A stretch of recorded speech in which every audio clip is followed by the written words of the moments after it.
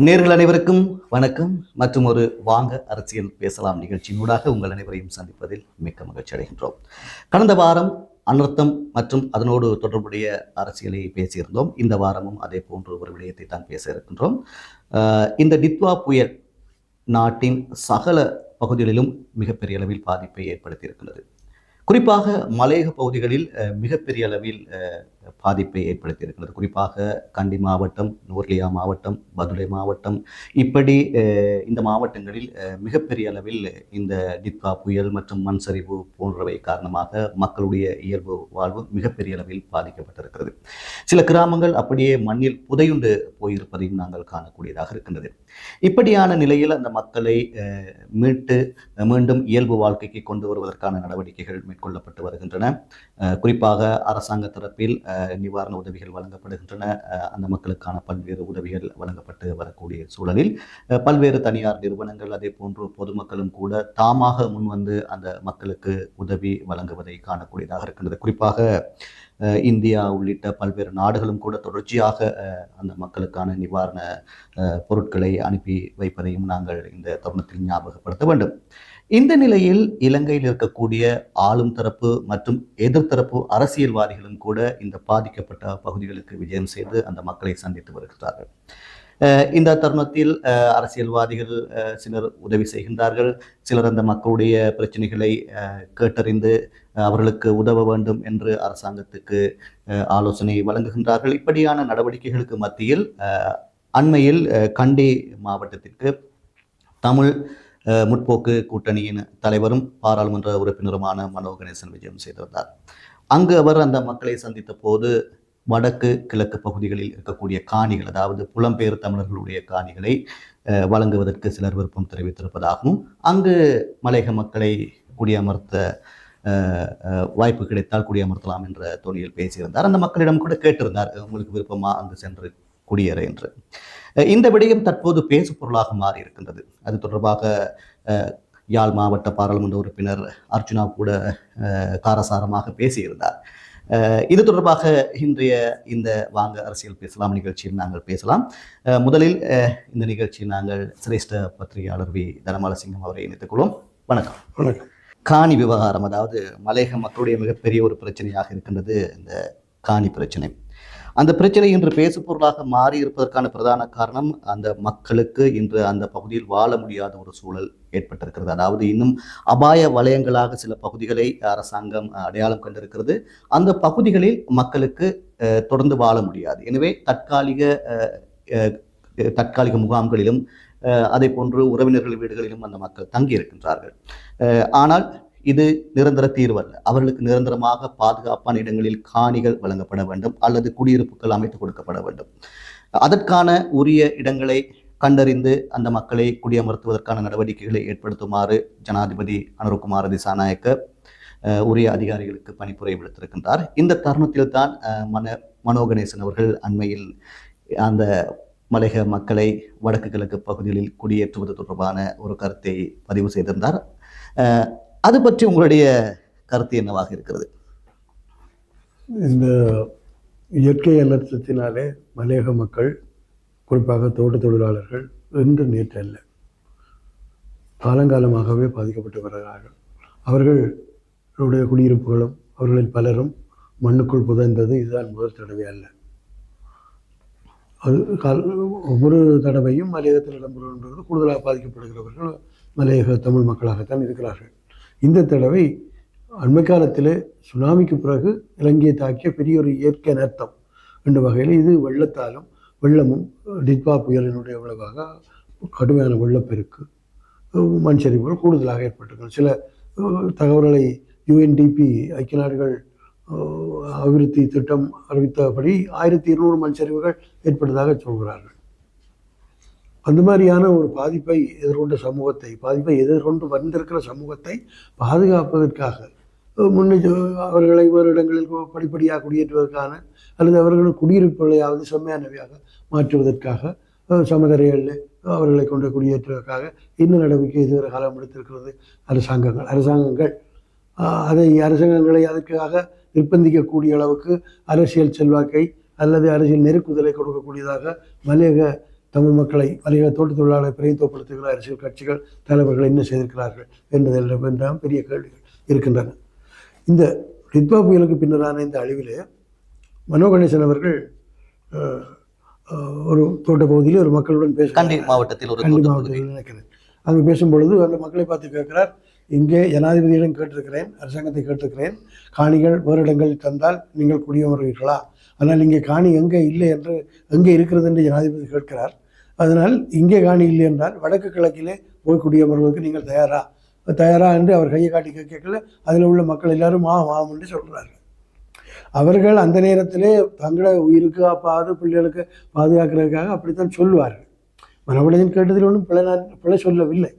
ஆனால் அவர் சொன்னதுக்கு முதல் கண்டிக்கு சுமந்திரனும் தமிழ் அரசு கட்சியின் தலைவர்கள் சுமந்திரனும் சாணக்கியனும் டெல்லி ஜேவீர போல தென்னிலங்கை கட்சிகளோடு சேர்ந்து போயிருந்தார்கள் அங்கே. ஆனால் அந்த நேரத்தில் அவர்கள் அதை பற்றி எதையும் சொல்லவில்லை. மனோகணேசன் சொன்னது இந்த சமூக ஊடகங்களிலும் பத்திரிகைகளிலும் வந்த பிறகு அவர்களும் சுமந்திரனும் சாணக்கியனும் பிறகு சுரேஷ் பிரேமச்சந்திரனும் இபிஆர் தலைவர் அவரும் கூட மலையக மக்களை வடக்கு கிழக்கிலே குடியேறுவதற்கு நாங்கள் வரவேற்கிறோம், அவர்களுக்கான இடவசதியை செய்து கொடுப்பதற்கு தயாராக இருக்கிறோம், வாருங்கள் என்று அழைப்பு விடுத்தார்கள். இந்த அழைப்பு விடுத்ததை நான் குறை சொல்லவில்லை. அவர்கள் இந்த பாதிக்கப்பட்டிருக்கிற இந்த மக்களுக்கு ஒருமைப்பாட்டை வழிகாட்டி உதவி செய்ய வேண்டும் என்ற நல்லெண்ணத்தில் சொல்லியிருக்கலாம். ஆனால் அது நடைமுறை சாத்தியமாக எவ்வாறு நடைமுறை சாத்தியமாகும் என்பதை பற்றி பெருமளவில் சாத்தியமா என்பதை பற்றி நாங்கள் எல்லாரும் யோசிக்க வேண்டும். அவர்கள் அந்த ஒருமைப்பாட்டை வெளிப்படுத்துவதற்காக அதை சொல்லுகிறார்கள். பத்திரிகைகளும் மற்றும் ஊடகங்களும் அதை பெருசுபடுத்தி வாருங்கள் என்று அழைக்கிறார்கள். இவ்வாறாக மலையக தமிழ் தோட்ட தொழிலாளர்கள் மலையக தமிழ் மக்கள் வடக்கு கிழக்குக்கு போய் குடியேறது இது முதல் தடவை அல்ல. 77, 81, 83 பெரிய இனக்கலவரங்கள் நடந்த காலகட்டம். அதெல்லாம் ஐக்கிய தேசிய கட்சியிலாம் முழு இனக்கலவரங்கள் நடந்தது. அந்த நேரத்தில் ஐக்கிய தேசிய கட்சியின் தோக்கா தலைவர் தொண்டமன் அங்கே அமைச்சராகவும் இருந்தார். அவ்வளோ காலம் அந்த கால பகுதியில் ஒரு குறிப்பிட்ட அளவு மக்கள் அங்கே போயிருக்கார்கள். இப்போவும் கிட்ட வடக்கு கிழக்கில் குறிப்பாக வடக்கில் மன்னி பிராந்தியத்தில் எனக்கு ஒரு மலையகத்தை சேர்ந்த ஒரு தொழிற்சங்கவாதியும் ஒரு சிவில் சமூக செயற்பாட்டாளரும் தான் சொன்னார், 1 லட்சத்துக்கும் அதிகமான மக்கள் அங்கே சுமார் 1 லட்சம் பேர் அங்கே இருக்கிறார்கள். அதனால் அவர்கள் அந்த 77 அந்த இனக்கலவரங்களுக்காக போனவர்கள். அவர்கள் இந்த இயற்கையான வழி பிறந்து கொஞ்சம் எண்ணிக்கை கூடியிருக்கலாம். அவர்கள் அவ்வாறு சென்று அங்கே என்ன மாதிரி வாழ்கிறார்கள், அவர்களுக்கு அங்கே பாகுபாடு ஏதாவது இருக்கிறதா, அவர்கள் அங்கு ஆளுகின்ற மக்கள் அளவுக்கு சமத்துவமானவர்களாக வாழ்வாதாரங்களை பெறக்கூடிய வசதிகள் இருக்கிறதா என்பதெல்லாம் பார்க்கப்பட வேண்டும். இன்றும் அது பார்க்கப்பட வேண்டியது. இப்போ சுமந்திரனாக்கள் சொல்வது என்னென்றால் அவர் சொன்ன விடயம் என்னென்றால் வடக்கு கிழக்கிலே தமிழ் மக்கள் காணிகளை அவர்களுக்கு தயாராக இருக்கிறார்கள். அது ஒரு அரசாங்கம் செய்ய வேண்டிய வேலை. அது ஒரு எதிர்க்கட்சியினால் எவ்வாறு செய்ய முடியும் என்பது பிரச்சனை. வடக்கு கிழக்கு மாகாண சபைகளுக்கு காணி அதிகாரங்களே இன்னும் பெறாத ஒரு அரசியல் தரப்பு எவ்வாறு மலையக மக்களை கொண்டு குடியேற்ற முடியும் என்பது என்னொரு பிரச்சனை. அது அவர்களை யோசிக்க வேண்டும். இல்லை, அப்படியே அவர்களை கொண்டு அங்கே குடியமர்த்தினாலும் கூட இவர்களுடைய வாழ்வாதாரம், இவருடைய தொழில் போன்ற விடயங்கள் பல்வேறு விடயங்கள் இருக்கு. அவர்கள் தோட்ட தொழிலாளர்களாக இருந்தவர்கள், அவர்கள் இங்கே தேயிலை தொழில்கள் செய்தவர்கள். அவர்கள் அங்கே என்ன செய்வார்கள், இன்றும் கூட அங்கே இருக்கின்ற பலர் ஒரு நீர்ப்பாசனங்கள் உள்ள காணிகளை அவர்களுக்கு வழங்கப்படவில்லை. அவர்கள் பெரும்பாலானவர்கள் கூலி தொழிலாளர்களாக விவசாய கூலிகளாக தான் இருக்கிறார்கள். ஒரு 2 சில குடும்பங்கள் படித்து கிடைத்து இருக்கலாம், ஆனால் பெரும்பாலானவர்கள் அப்படித்தான் இருக்கிறார்கள். அதனால் சுமந்திரனாக்கள் நான் என்ன ஒன்று சொல்கிறேன் என்றால், மலையக மக்களுக்கான உரிமைகள் சம்பந்தமாக 2023ஆம் ஆண்டு அப்போது எதிர்கட்சி தேசிய மக்கள் சக்தி ஒரு அட்டனிலே ஒரு பிரகடனம் செய்தது. அட்டன் பிரகடனம், அது மலைய மக்களுடைய கல்வி சகல விதமான உரிமைகள் சம்பந்தமான ஒரு பிரகடனம். அதே பிரகடனம் ஜனாதிபதி தேர்தலிலே அனுராகுமார் ஜனநாயகவினுடைய தேர்தல் விஞ்ஞாபனத்திலும் இடம்பெற்றிருக்கிறது. அதுபடி ஆவணங்களாக இன்னும் இருக்கின்றது லண்டன். அது யாரும் சும்மா வாயால் சொன்னதில் ஆவணங்கள் எழுத்திலே இருக்கு. அதிலே அந்த அட்டன் பிரகடனத்திலும் சொல்லப்பட்டிருக்கிறது காணி உரிமை, அந்த மக்களுக்கு காணி உரிமை இருக்கின்றது. இதிலும் அந்த அந்த அந்த அந்த சகல உரிமைகளை நடைமுறைப்படுத்துவதற்கான ஏற்பாடுகளை அரசாங்கம் செய்யும் என்று உறுதியளிச்சிருக்கிறார். ஆனால் இப்பொழுது என்னென்று அவர் காணி உரிமை அந்த மக்களுக்கு வழங்கப்படும் என்று சொன்னால் காணி இல்லாமலா, காணி இல்லை என்று தெரிஞ்சு கொண்ட அந்த உறுதிமொழி வழங்கினார். இப்பொழுது மனோகரன் சொல்ற தன்னிட ஜனாதிபதி பாராளுமன்றத்துக்குள்ளே எல்லாம் வெளியில் அந்த லொபியில் வைத்து கேட்டாராம், சொன்னாராம் இவர் காணியை கொடுக்கணும் மக்களுக்குன்னு, எங்கே காணி இருக்குன்னு கேட்டாராம். அப்போ அனுராக குமார் நாயக்கா வந்து காணி எங்கே இருந்தது தெரியாமல் அந்த மக்களுக்கு காணி உரிமை வழங்கப்படும் என்று சொன்னார். இது இல்லைன்றால் அது மனோகரன் திருப்பி கேட்டார எங்களுக்கு தெரியாது, அவர் சொன்னதை நாங்கள் கேட்குறோம். அப்போ இதெல்லாம் ஒரு அரசாங்கம் வந்து அதை நடைமுறைப்படுத்தட்டும். அந்த மக்களுக்கு காணி உரிமை எவ்வாறு வழங்கப் போகிறீர்கள் என்றால் நாங்கள் ஒன்று யோசிக்க வேணும். இந்த மக்கள் இலங்கை சுதந்திரம் அடியேக்கில் ஏற்கனவே பிரஜைகளாக வாக்குரிமையெல்லாம் கொண்டிருந்த மக்கள் சுதந்திரம் அடைஞ்ச உரை உங்களுக்கு நாடே இல்லைன்னு தான் அரசாங்கம் சொல்லிச்சு. நீங்கள் காணி இப்போ காணிக்கு தான் சண்டை பிடிக்கிறோம். அன்றைக்கு அந்த மக்களுக்கு சொல்லப்பட்டது உங்களுக்கு நாடே இல்லைடா, நீங்கள் குடியுரிமை பறித்து வாக்குரிமை பறித்து நாடு 40-50 வருஷங்களாக போராடித்தான் அந்த குடியுரிமை இன்றைக்கு பெற்றிருக்காங்க. குடியுரிமை பெற்ற பிறகு அவர்களுடைய போராட்டம் ஒருமனை குடியுரிமை வாக்குரிமைக்காக பயன்படுத்தி அரசியல் கட்சிகளுக்கு ஒரு வாக்கு மிஷின்களாக அவர்கள் பயன்படுத்தப்படுகிறார்களே தவிர மற்ற சமூகங்களுக்கு இருக்கக்கூடிய எந்த விதமான வசதிகளும் உரிமைகளும் அந்த மக்களுக்கு இல்லை. இன்று அவர்கள் 50 பிறகு காணி உரிமைக்காக, நிலத்துக்காக, தாங்கள் வாழ்றதுக்காக நிலத்துக்காக போராட வேண்டி இருக்கிறது. அது எத்தனை வரியத்துக்கு இந்த போராட்டம் தொடருமோ தெரியவில்லை. அந்த குடியுரிமை போராட்டம் 50 வருடத்துக்கிட்ட அடித்தது, இது எத்தனை வருது நடக்குமோ தெரியலை. அரசாங்கத்தை பொறுத்தவரை இது இந்த வாக்குறுதி அளித்த அந்த வாக்குறுதியை நிறைவேற்றுங்கள். படிப்படியாக உடனடியாக 10 லட்சம் பேருக்கு காணியை கொடுக்க சொல்லவில்லை. அந்த மக்கள் இன்டர்நெட் அல்ல, இது எல்லா அரசியல்வாதிகளும் எல்லா அரசாங்கங்களும் செய்து வந்திருக்கிற தவறின் விளைவாகத்தான் அந்த மக்கள் தொடர்ந்தும் அவலங்களை சந்தித்துக் கொண்டிருக்கிறார்கள். வெள்ளமோ மண்சரிவு நடந்த உடனே அந்த இடத்துக்கு சென்று அனுதாபம் தெரிவிப்பதும் அவசர நிவாரணங்களை கொடுக்குறதும் எல்லாரும் செய்யக்கூடியது. வெளிநாட்டு அரசாங்கம் கொடுக்கும், உள்நாட்டு தலைவந்தர்கள் கொடுப்பார்கள், உள்நாட்டு அமைப்புகள் கொடுப்பார்கள், அதெல்லாம் செய்யலாம். ஆனால் அந்த மக்களினுடைய நீண்டகால வாழ்வு பற்றி, அந்த எதிர்கால சந்தையினுடைய பாதுகாப்பு பற்றி எந்த விதமான நடவடிக்கை இதுவரை காலம் எடுக்கவில்லை. அந்த மக்கள் வந்து 200 வருஷம் 202 வருஷம் 23 202 எங்கே இவர்கள் என்னத்தை செய்தார்கள்? அந்த அவர்களே ஒரு வாக்குரிமைக்காக நான் நினைக்கிறேன் ஜேஆர்ஜினா அந்த குடியுரிமையை கொடுத்தது கூட யூஎன்பிக்காகவே அந்த மக்கள் வாக்களிப்பார்கள் தொண்டமான் மூலமாக என்ற ஒரு எதிர்பார்ப்பும் இருக்கலாம். இது உண்டு. ஆனால் அதுக்காக அந்த மக்களுக்கு குடியுரிமை கிடைக்க வேணும், அது வேறு விடயம். ஆனால் இன்று அவர்கள் காணிக்காக சண்டை பிடிக்க வேண்டி இருக்கிறது. இப்போ சுமந்திரனாக்கள் சொல்கிறார்கள் அங்கே வந்து புலம்பெயர்ந்த தமிழ் மக்கள் அங்கே போனவர்களுக்கு இங்கே காணிகள் இருக்கின்ற. அந்த புலம்பெயர்ந்த தமிழ் மக்கள் இவ்வளவு பேருக்கு அப்படி காணி இருக்க போகுது இல்லை. புலம்பெயர் தமிழர்களுக்கு வடக்கு கிழக்கிலே காணிகள் இருக்கின்றன.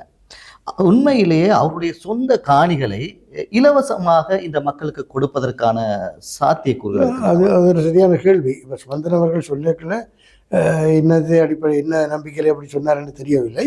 ஆனால் அந்த மக்கள் இந்த மலையகத்திலேருந்து வரக்கூடிய மக்களுக்கு உரிமையாக கொடுப்பார்களா, சொந்தமாக கொடுப்பார்களா, அல்லது அவற்றை பராமரித்து வாழ்ந்து போட்டு போக கொடுப்பார்களா? ஏனென்றால் எனக்கு ஒரு சிவில் சமூக மலையக சிவில் சமூக செயற்பாட்டாளர் நேற்று தான் சொன்னார், அங்கே ஏற்கனவே இருக்கிறார்கள் 1 லட்சம் மக்கள். யுத்தம் முடிந்த பிறகு 2009ஆம் ஆண்டு வெளிநாட்டிலேருந்து வந்த புலம்பெயர்ந்த தமிழர்கள் சிலர் அந்த காணிகள்லேருந்து அவர்களை வெளியேற்றியிருக்கிறார்கள். வெளியேற சொல்லி கேட்டிருக்கிறார்கள் சில குடும்பங்கள். அப்படி நடந்திருக்கு. அப்போ இதெல்லாம் ஒரு உத்தரவாதம், இத்தகைய ஒரு உத்தரவாதத்துடன் இந்த வாக்குறுதிகளை கொடுக்கிறார்கள் என்று விளங்கவில்லை என்றால் அத்துடன் அந்த மக்களுக்கு என்று ஒரு தனித்துவமான உரிமை இருக்கிறது, தனித்துவமான பிரச்சனைகள் இருக்கின்றன. அவர்களுடைய வாழ்க்கை முறை தனித்துவமானது, வாழ்வாதாரத்துக்கான தேடல்கள் தனித்துவமானவை, வடகிழக்கில் உள்ளவர்களை போன்று அல்ல. ஆனால் அவர்கள் வந்து அங்கே போய் சென்றவுடனே என்ன வேலையை செய்வார்கள்? ஏற்கனவே போனவர்கள் எல்லாரும் பெரிய சாதாரண அங்கே உள்ள மக்களை போன்று வாழ்வாதாரங்களை தேடக்கூடிய அளவில் இருக்கிறார்களா என்பதெல்லாம் சிந்தித்து பார்க்க வேண்டியது. அவரோட அந்த புலம்பெயர்ந்த தமிழர்கள் எத்தனை பேர் சுமந்திரன் அவ்வளோ பேரையும் கேட்டு தான் சொன்னார், இல்லையே அவர் இங்கே அறிக்கை விடுறார். அது அவர்கள் வந்து என்னென்று அதை நடைமுறைப்படுத்த போகிறார்கள். அத்துடன் அந்த மக்கள் இந்த ஆபத்து நேரத்திலே அவரத்தை அனுபவிக்கிற நேரத்திலே அப்படி சொல்லுகிறார்கள். ஆனால் பிறகு நிலைமைகள் சீர்திருந்தி வரும் பொழுது அவர்கள் தங்களுடைய வாழ்வாதாரத்தை பற்றி தான் யோசிப்பார்கள், பிள்ளைகளின் எதிர்காலம். அப்படியே அந்த இப்போ இன்று இளந்தலைமுறை மலையக மக்கள் மத்தியில் இருக்கிற இளந்தலைமுறையினர் தங்களை மலையக மக்கள் என்று அழைக்க வேண்டும், இந்திய வம்சாவளி தமிழ் மக்கள் என்று அழைக்கக்கூடாது, அழைப்பதை விரும்பவில்லை. அவர்கள் மலையக மக்கள் என்ற ஒரு தனித்துவமான தேசிய இனமாக சகல உரிமைகளும் கொண்டவர்களாக இருக்கணும் என்று இளைஞர்கள் எதிர்பார்ப்பதில் தவறு இல்லையே. அந்த மாதிரியான ஒரு தனித்துவமான பிராந்தியத்தில் அவர்களுக்கு சொந்தம் இல்லாட்டியும் அவர்கள் ஒரு மலையக மாவட்டங்கள் சகலதிலுமே அவர்கள் வாழ்கிறார்கள். அவர்களுடைய அந்த மண் இப்போ மலையக தமிழர்கள் என்று கேட்கும் பொழுது அந்த தங்களை அவ்வாறு அழைக்குமாறு அங்கீகரிக்குமாறு கேட்கும் பொழுது சிங்கள அரசியல்வாதிகள் சிங்கள தேசியவாதிகள் இனவாதிகள் எப்படி பார்ப்பார்கள் என்றால் அது மலையக ஒரு இனத்தை ஒரு தேசிய இனமாக அதை கூப்பிடும் பொழுது அழைக்கும் பொழுது அதுக்கு கண்டு ஒரு பிரத்யேகமான நிலப்பிராந்தியம் வேணும். அவ்வளோ மலையகத்தையும் தமிழர்களுக்கு என்று சொல்லி சிங்கள அரசியல்வாதிகள் அரசாங்கங்களை விடக்கூடிய கலாச்சாரம் இருக்கா இலங்கையில். அப்போ அந்த இளைஞர்கள் விரும்புவது தாங்கள் காலங்காலமாக வாழ்ந்து வர்ற தங்களது சந்ததிகள் எல்லாம் இங்கே வாழ்ந்த தங்களோட முந்தைய தலைமுறைகள் எல்லாம் வாழ்ந்து வந்த இடம் தங்களுக்கு மலையக தமிழர்கள் என்று அங்கீகரிக்க வேணும். அனுராகுமார் சொன்னாக்க இந்த இறுதியாக நிறைவேற்றப்பட்ட வரவு செலவு திட்டத்தில் அல்ல, அதுக்கு முந்தின வரவு செலவு அவற்றை முதல் வரவு செலவத்தில் மலையக மக்கள் என்று அந்த பட்ஜெட்டில் போட்டிருந்தார். அது அவை அங்கீகாரம் தந்ததாக நாங்கள் நினைக்க முடியாது.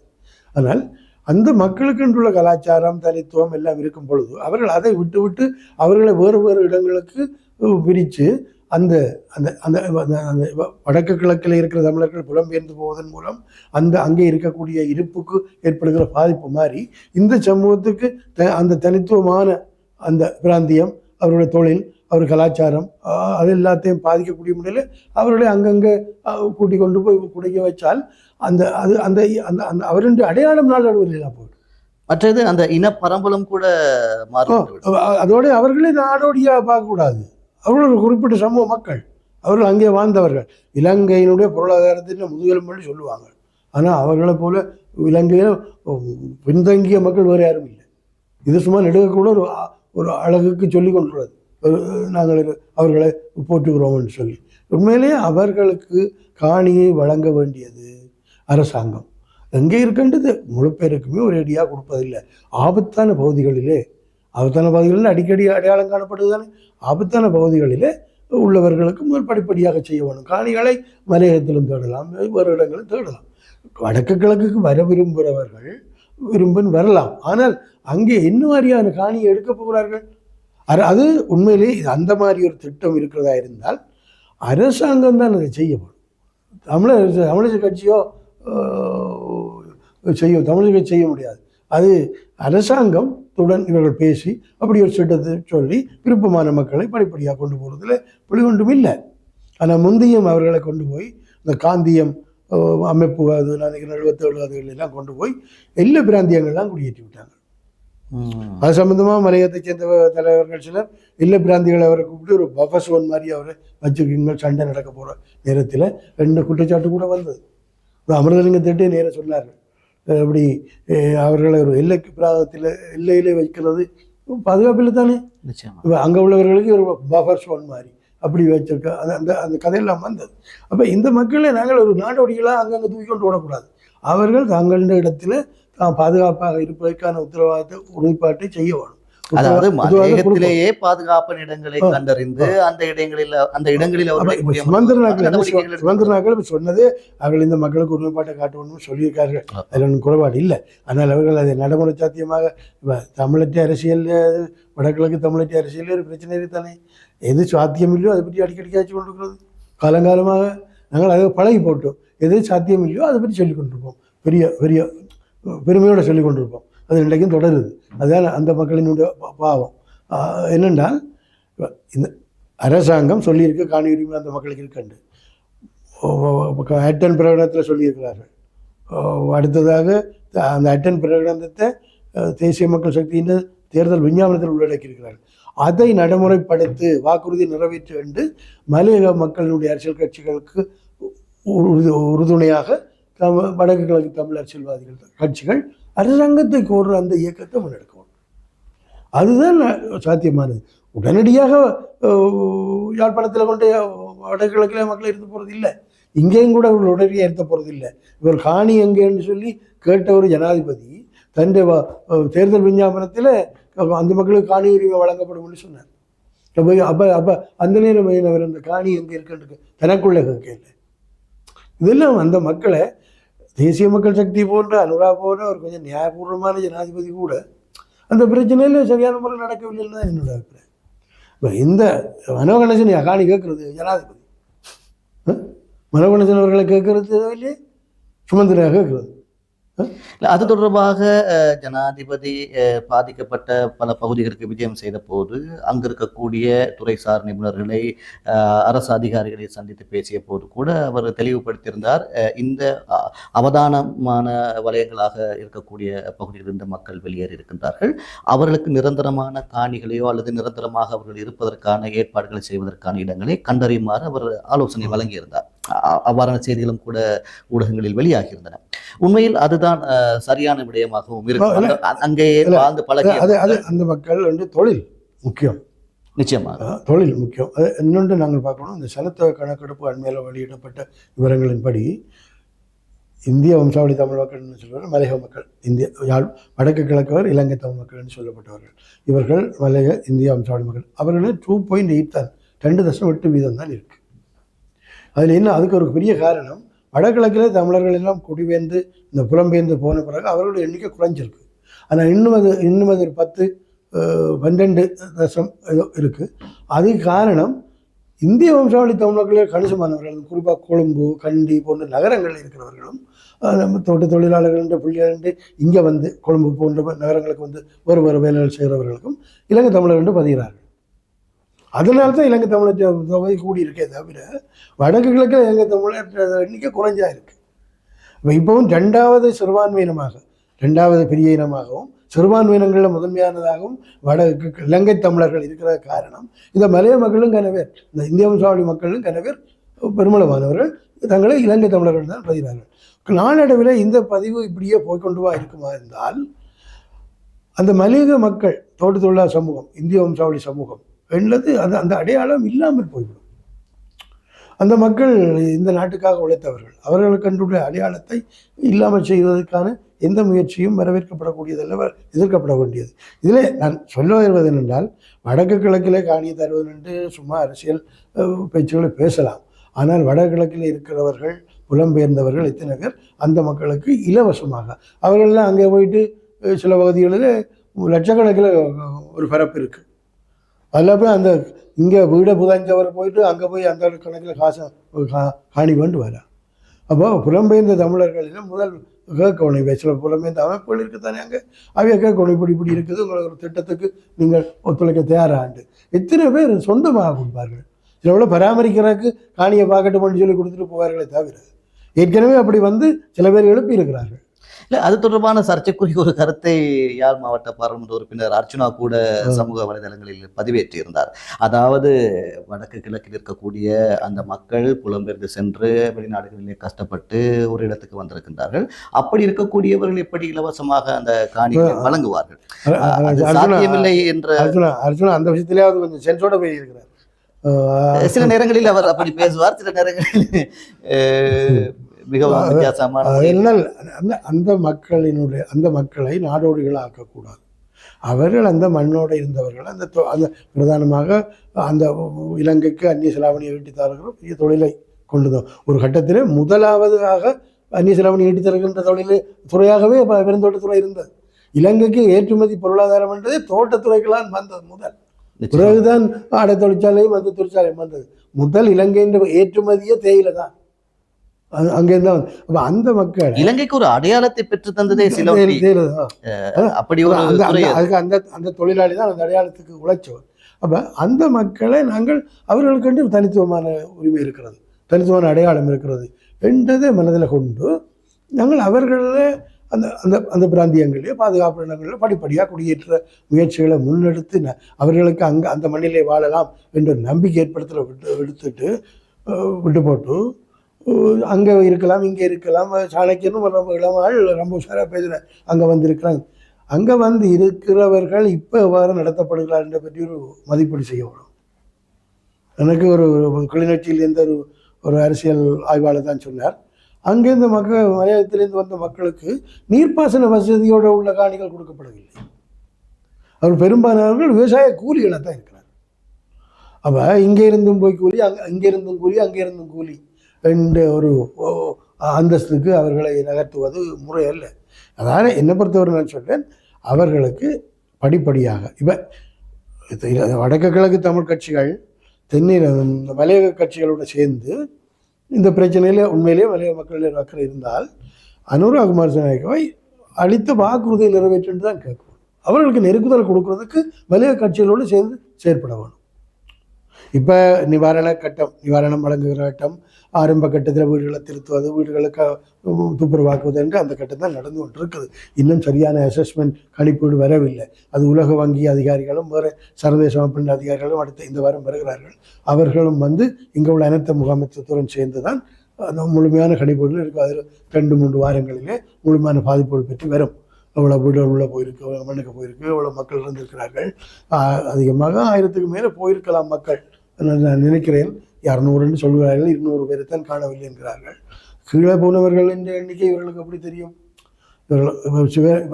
என்னுடைய ஒரு சொந்தக்காரர் காணவில்லை என்று நான் சொன்னால் அதே 15 போட்டு சொல்கிறார்களே தவிர உண்மையான தகவல் சொல்ல முடியாமலே சில குடும்பங்கள் உள்ளே போயிருக்கு.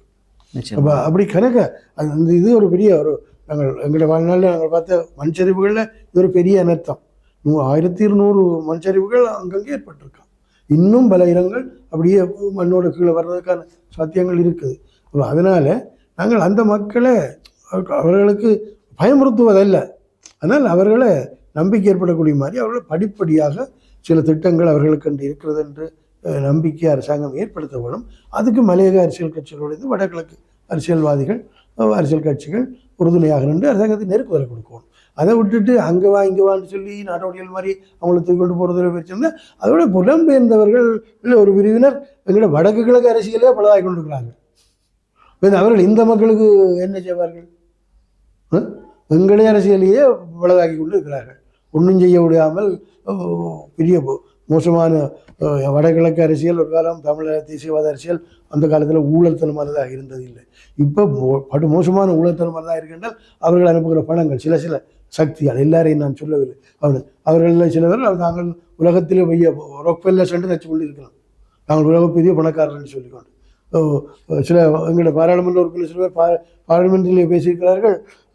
இந்த இலங்கை பொருளாதார நெருக்கடி நேரத்தில் அந்த புலம்பெயர் தமிழ் மக்களை இங்கே முதலீடு செய்ய வைத்தால் இலங்கையின் பொருளாதார பிரச்சனையை தீர்ந்து விடும் என்று. அப்படிலாம் நாங்கள் கற்பனையிலே வாழ்கிறோம். இந்த மக்களுக்கு எங்களுடைய கற்பனையை விட்டுட்டு இந்த மக்களுக்கு கற்பனையை காட்டாமல் அவர்களுக்கு யதார்த்தமான வாழ்க்கையை காட்ட வேணும் என்றுதான் என்னுடைய. நிச்சயமாக, அதாவது இந்த அனர்த்தத்தால் பாதிக்கப்பட்ட மக்களை இயல்பு வாழ்க்கைக்கு கொண்டு வருவதற்கான ஆக்கப்பூர்வமான செயற்பாடுகளை முன்னெடுக்க வேண்டியது கட்டாய தேவையாக இருக்கின்றது. இதுவரையிலும் என்னோடு இந்த நிகழ்ச்சியில் இணைந்திருந்த சிரேஷ்ட ஊடகவியலாளர் பத்திரிகையாளர் தனபாலசிங்கம் அவர்களுக்கும் நன்றி. அடுத்த வாரமும் இது போன்ற மற்றொரு முக்கியமான விடயத்தோடு உங்களை சந்திக்கும் வரை வாங்க அரசியல் பேசலாம் நிகழ்ச்சியை நிறைவுக்கு கொண்டு வருகின்றோம். நன்றி, வணக்கம்.